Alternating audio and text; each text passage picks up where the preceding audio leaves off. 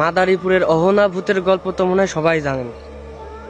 এখন আমি মূল ঘটনা বলি যে দুইটা ছেলে রাত 12টার সময় মোটর সাইকেল নিয়ে হয়তোবা বাসার দিকে যাচ্ছিল।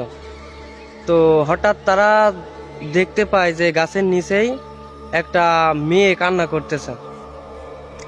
তো সেই মুহূর্তে যে ছেলে মোটর সাইকেল চালায় তার পিছনে যে ছেলেটা ছিল ওই ছেলেটা ভিডিও অন করে আর কি।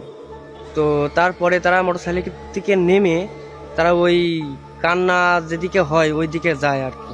যাওয়ার পরে দেখে যে একটা মেয়ে কান্না করতেছে। সেই মুহূর্তে নাকি যে ওই মেয়েটা ওদেরকে আক্রমণ করে। এই হলো মূল ঘটনা। এখন আমার কাছে একটাই প্রশ্ন যে সবই মেনে নিলাম, কিন্তু ও যে দুই ছেলে দেখেছে সেই দুই ছেলে কোথায়? সেই দুই ছেলে কোথায়? আর আমার যতটুকু জানা মতে ক্যামেরার সামনে ভূত আসে না, আর ক্যামেরায় ভূত ধরাও পড়ে না। তো আমার কাছে এই জিনিসটা আসলেই মিথ্যা ঘটনা লাগছে, এই আর কি। তাছাড়া আর কি বলবো।